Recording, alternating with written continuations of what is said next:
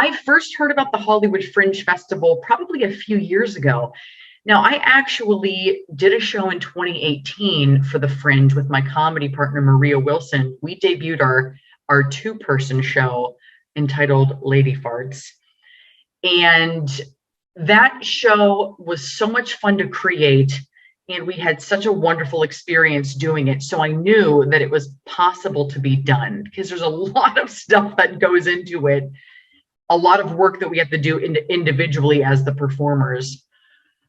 I knew that I needed to do the Fringe this year because only last year did I start writing for this show. I had taken a break from Hollywood. I left LA. I went to my hometown in Pennsylvania for the past year, started writing the show, met up with my director, Jessica Lynn Johnson, and she helped me, really form what it turned into. And I knew the Fringe was happening. Of course, the Fringe didn't happen last year because of COVID. And the timeline seemed to work. I was working on this show. I didn't know when I would first debut it. I knew the Fringe was coming and I wanted to put that stake in the ground. So it was like, okay, this has to be it. I first heard of the Hollywood Fringe Festival, gosh, many years ago. I've never produced a show for Hollywood Fringe, but I've seen many shows.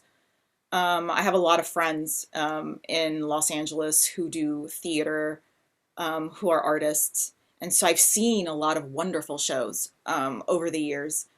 And why I did it this year, that's a really good question. I think because I've been wanting to write something special, something that I could take to a festival like this for a long time. But I never felt like, what I was writing really fit the Hollywood Fringe Festival. But I felt like, well, last year during the pandemic lockdowns, I just had this inspiration. I was like, I'm gonna write about my Peace Corps experience and what I went through and the people I met and the experiences I had. And I started taking this wonderful class with Jessica Lynn Johnson. Actually, she and her and Heather Dowling. They teach a class called Creating Captivating Characters. And my first character, Fatima, who is my host mother in Morocco, I first came up with, the very first line I came up with was, "Bonjour, salam, I'm Fatima." And that came out from that class. And I kind of started writing it. And I was like, oh my gosh, this is coming together. I feel very creative. I had this creative outlet, right? And so I just kind of like created the characters and the stories just came to me pretty easily. And I was like, oh gosh, I should take this to the Hollywood Fringe Festival. And it was just kind of a natural process. I'd been wanting to do Hollywood Fringe for many years. Here was a play that I was really proud of and that I thought would be nice to share with the community. And gosh, this is the best time to do it, I feel, because, people have been going through so much. It's been such a tough year with the pandemic and the lockdowns, and everybody wants to go out now and to finally be free and to see live theater. And that's how I felt too. So I was like, okay, I'll do it so that I can also be a part of the festival, of the community, and I can be a part of the artistic experience during this crazy time. And so, yeah, that's why I brought it to Fringe.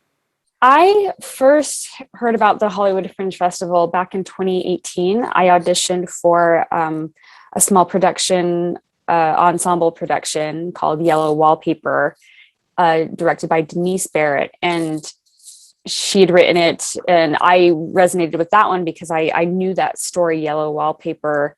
It's a short story. I knew it from high school. And so that was the first time that I had been a part of the Hollywood Fringe Festival.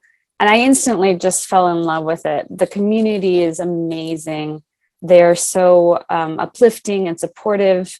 And you get to meet all types of people that are sharing their stories and have just such unique stories. And so I knew that I loved Fringe.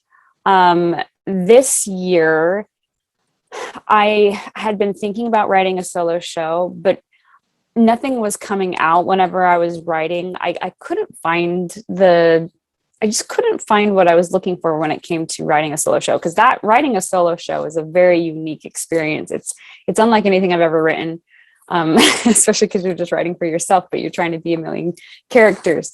And but back in March, I was attending one of the Soaring Solo Artist free, Jessica Lynn Johnson, who runs that. She has like these free workshops that she does, and I was attending one on Zoom, and it just clicked. I wrote something that I was like, oh my gosh, here it is.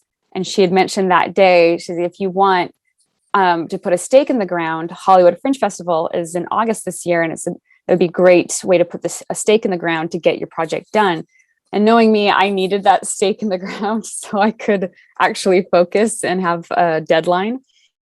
So I just said yes. And really, I didn't start until the end of March writing this particular one-woman show, which is, I've learned, a pretty fast turnaround. But I was determined to be a part of this Fringe Festival just because I wanted to make sure that I got my project done and didn't drag it out too long.